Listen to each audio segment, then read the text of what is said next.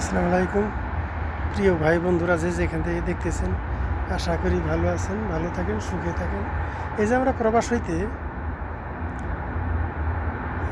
বলতেছি যে বাংলাদেশের এই এয়ারপোর্টের নাম পরিবর্তন করা লাগবো, জাতীয় সঙ্গীত পরিবর্তন করা লাগবো, এই পরিবর্তন সেই পরিবর্তন, এগুলি আঙ্গুরের দেশের, এগুলি আঙ্গুরের জন্য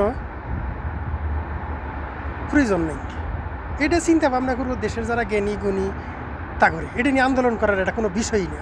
আমরা সাধারণ মানুষ, আমরা ডাইল ভাত, এক মুঠো ডাইল ভাত খাওয়ার ফেলে আমরা যথেষ্ট। এবং আমরা সাধারণ মানুষ, আমরা চাই আইনের শাসন। যেই দেশে আইনের শাসন আছে সেই দেশে রাতের 2টা 1টা পর্যন্ত ঘোরা যায় লাখ লাখ টাকা নিয়ে। এই যে দেশের ভিতরে আছি বাংলা, এই দেশের ভিতরে লাখ লাখ টাকা নিয়ে রাতের 2টা 2:30 পর্যন্ত এই যে ছেলে মেয়ে সবাই ঘুরতেছে, নিশ্চিন্তায় ঘুরতেছে, কেউ জিজ্ঞাসা করে না। এরকমই আইনের শাসন, আইনের প্রতি শ্রদ্ধা আছে, মানুষ ভয় পায়। আর জঙ্গলের শাসন, যেই দেশের ভিতরে 1 কেজি বাগুন নিয়ে চলা যায় না, এই দেশের ভিতরে সবচেয়ে গুরুত্বপূর্ণ ইস্যু হইল আইনের শাসন।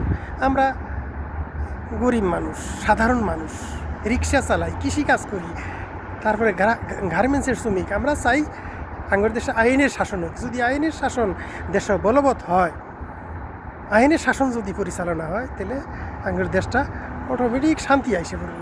কারণ আমরা যাবো থানাতে, আইনের শাসন পাবো। আমরা এয়ারপোর্টে যাবো, আইনের শাসন পাবো। পল্লী বিদ্যুতের অফিসে যাবো, আইনের শাসন পাবো। জমি কবলা করবার আইনের শাসন।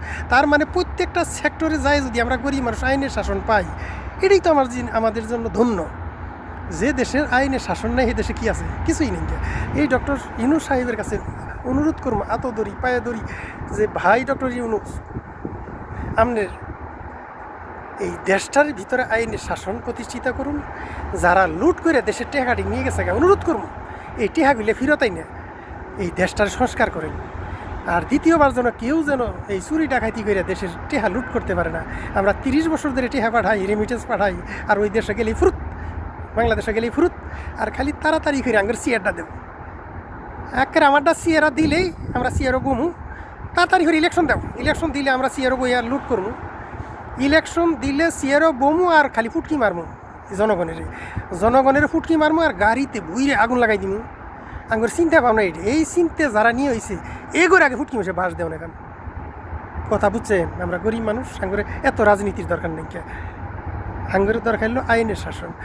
আমলিগ চালাইক, বিএনপি চালাইক, জাতীয় পার্টি চালাইক, যে চালাইক, কিন্তু আইনের শাসন যদি প্রতিষ্ঠিত না হয়, এই কোনো সরকারি আইনের শাসন প্রতিষ্ঠিত করা হয় নাকি।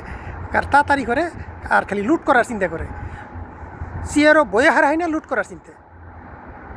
আর খালি বড় বড় কথা। আমার মতো পরিষ্কার মানুষ নাই, আমি খুব ভালো মানুষ, আমি গাজী হয়ে গেছি। আমার মতো বালার মানুষ নাই। একেবারে লুট করে সব ইমরিখা বাড়িঘর করে, জাফান করে, হ্যাঁ, এই মাদার সুদ্ধে করে দইরা আইনে ফুটকি দায় খেয়ালা বাস দেন। এই ডক্টর ইউনূস সাহেবের কাছে অনুরোধ থাকলো, আঙ্গুর এই ঘাম ঝরে না টেহা যেন আর যেন বিদেশ প্রচার না হয়। অনুরোধ করবো, আঙ্গুর এই নাম পরিবর্তন করা, বাল পরিবর্তন করা আঙ্গুর দরকার নাই। এটা চিন্তা করবো যারা দেশ জ্ঞানী গুণী তারা। আঙ্গুর দরকার হলো আইনের শাসন। আমরা যেখানে যাবো, এয়ারপোর্ট থেকে শুরু করে পাসপোর্ট অফিস, তারপরে মেডিকেল, তারপরে থানা, কোর্ট কাছারি, প্রত্যেকটা জায়গায় যেন আমরা আইনের শাসন পাই, এটাই এগুলো আবেদন ডক্টর ইউনূস সাহেবের কাছে। এটাই আবেদন। আমরা চাই ডক্টর ইউনূস সাহেব যতদিন পর্যন্ত এই আইনের শাসন প্রতিষ্ঠিত না করব, ওই যে ভোডারও উল্টা করে ঝুলিয়ে রাখে, এই ভোডারের সমাধান করেন। পানি যেন আর জীবনে না হয় ভান দেওয়ার চেষ্টা করেন। এগুলি আমার জটিল কাম, এই জটিল কামগুলো করেন। ডক্টর ইউনূস সাহেব 10-20 বছর লাগলেও করতে হবে। আসসালামু আলাইকুম, ভালো থাকেন, সুখে থাকেন।